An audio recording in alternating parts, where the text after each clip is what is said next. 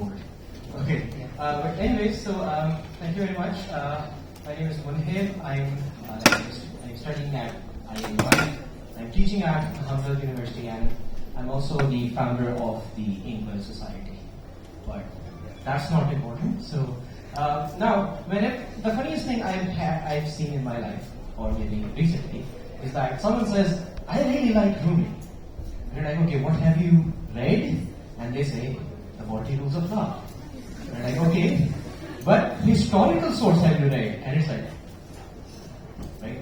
So now, let's talk about history. Whenever we are going to talk about Rumi, we have a couple of sources that we might want to look at. Number one, books by Rumi, the Mafnavi, the Fihi Mafihi, his discourses, his Majalis Sama, which is his lectures, his Maktubat, his letters, and finally, there's one more which I forgot. Okay. So anyway, sorry about that.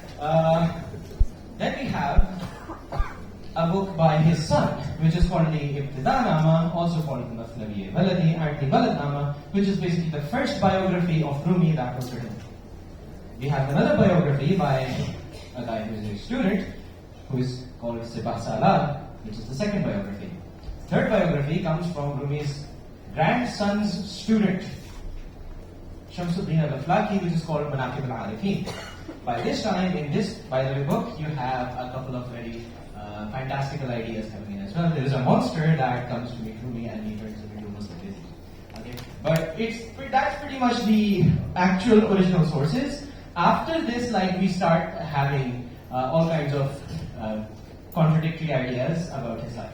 But let's look at what's happening in these novels. I'm going to focus for this on one specific character, Kimiya, who is presented in the novels as Rumi's daughter. We're focusing on two novels, Rumi's daughter and the 40 Rules of Love. And since the 40 Rules of Love also has Ella in there, I mean, why not? Who's going on there? So, as far as Kimiya is concerned, in history, we have confirmed only 3 and possibly 4 references to her in the original sources. Okay, everything else in the novels, guys, I mean, I don't know, the writers came up with it, so please do not, again, reminder, use the 40 Rules of Love for your history. Okay, I mean, sorry, but I experienced that a lot, so, and this is what I specialize in, so I'm going to have to say that. Now, first of all, we know that Kimiya was married to Shams. Now, one of the sources, Aflaki, surprise, he says that one day she got angry, she went out of home, and then that's it.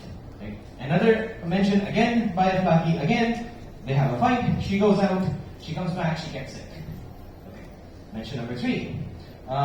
Shams apparently asked for her hand in marriage. That is from Sibah Salah.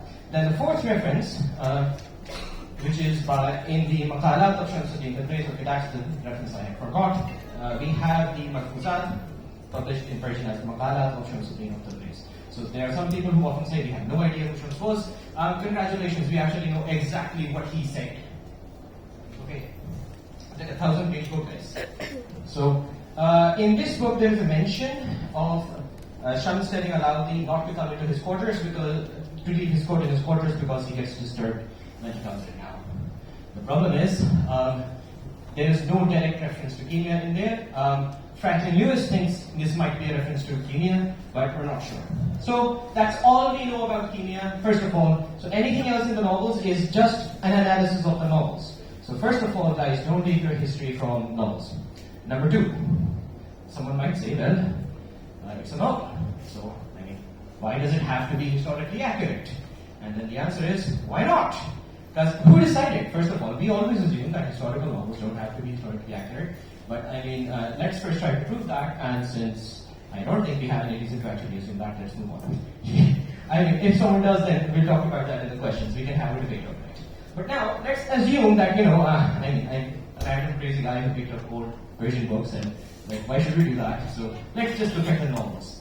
Well, you might want to consider also some of the implications of the novels when it comes to adapting characters like Ella and Kimiya, without understanding the historical teachings of the specific character being analyzed, which basically results in what? Which results in laterly, we could say, a modern conception of spirituality being grafted onto the novel, which then leads to sometimes pretty dumb takes. So for example, in the novel, we end up with a case in which Kimiya and Ella as characters end up being portrayed in a way and romanticized in a way that spiritualizes what is essentially abuse in a relationship. For example, in the 40 Rules of Love, Kimiya is married to Shams and he basically neglects her. Like, he never talks to her, like, he ignores her, he leaves the room when she's around, and then apparently when she dies, it's romanticized and she's like, ये जो सारे लोग हैं, you know, all these people who are criticizing Shams, they have no idea क्या हो रहा है. Like, I had this great spiritual awakening. Like, how? Like, what's the logic in the novel for that? Okay, but let's move on. We do know it's a poetic image historically, but we must also then remember that poetic images are not supposed to be literalized. And again, once again, do not take your history from novels, guys. By the way, if you want a theoretical discussion on this, you can look up Jeremy Carrot and Richard King studying spirituality. The basic idea is that a lot of times we end up with this new age spirituality, which is mostly just selling self-help books, fancy spiritual books here and there. And what happens is, in this entire capitalist machine thingy, you end up with old characters being reshaped according to new ideas, and instead of actually studying history, we end up with basically, I mean, you get the point, right? But let's talk about Kimiya in Rumi's Daughter. Do we have the same thing? And surprise, yes. In Rumi's Daughter, Kimiya is prevented by Shams from seeing her friends. And again, for some reason, she finds spiritual enlightenment by being neglected. Again, I have no idea how trauma helps, but I'm fine with that. I mean, I am connected to a spiritual tradition, and I do believe that training is something that we need, and strictness on students is required, but I have never heard abuse being a tool for awakening your students' spiritual, basically, senses. Okay, anyways. There is also a funny thing in Rumi's Daughter, as a side note before we move on to Ella, where she stares into the sunset like this, and somehow that is spiritual. Guys, I do that 3 times a day, so I should be the grandmaster by now. But what about Ella? Because Ella is where the entire argument of spiritualizing abuse is finalized. I mean, Kimiya has some references, we get it, okay, Shams, kind of neglects her, literally plows through everyone's lives. In the novels, he doesn't care about anything, which by the way is quite contradictory to what we find in the actual maqalat. He's a pretty intelligent guy, he has read like all these giant books and he debates people on complex topics, but anyways. In the 40 Rules of Love, Ella, as a character, is treated as a parallel between Rumi and Shams. So Ella is supposedly Rumi, and Aziz, the guy who becomes her teacher somehow, is Shams. But we have a couple of problems. First of all, Ella and Aziz end up kind of having an affair, but the problem is, when Ella contacts him for the first time, it's described as a call for help, and knowing her situation, we can already see in the novel that she's pretty vulnerable. And then, the way Aziz interacts with her, which contains a lot of quotes about going with the flow and, let what happens happen, and so on and so forth, you can pretty much see a pattern if you compare it to psychological studies on manipulation in a very standard case of someone manipulating a patient. Okay, so in the novel, what is presented as a spiritual journey is in essence the equivalent of a guru or a psychologist taking advantage of a patient, and then that is romanticized and in a very funny twist of bad writing, I guess, maybe. I mean, she's a very good writer and a sort of but very bad conception of plot.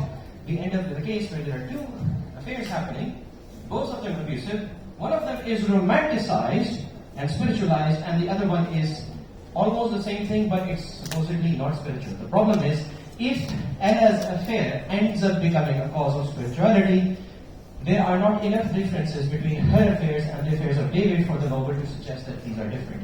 The implication of this would become, from this, number one, that somehow cheating could be spiritual, which is ridiculous. And secondly, that somehow being abused or manipulated by a therapist could also be spiritual. So first of all, what I said earlier, please do not take your history from novels. And definitely don't take your Rumi from Conan Parks. We can talk about why. And number 3, do not assume that spiritualizing and romanticizing abuse really helps you find enlightenment. Okay, the New Age spirituality concepts and books are very contradictory, self-contradictory, and we might want to explore them more carefully. Like I suggested reading Richard King earlier, before we try to use them as models on which we want to base our thought, and definitely be more critical about novels on Rumi. Okay, I mean, I could give more details and stuff, but I think basically I invite you to read the novel more carefully next time, and please read the actual historical books. If you want historical books on Rumi, jo depth mein ho, I might suggest going for Franklin Lewis's Rumi, Past and Present East and West. Okay, thank you very much.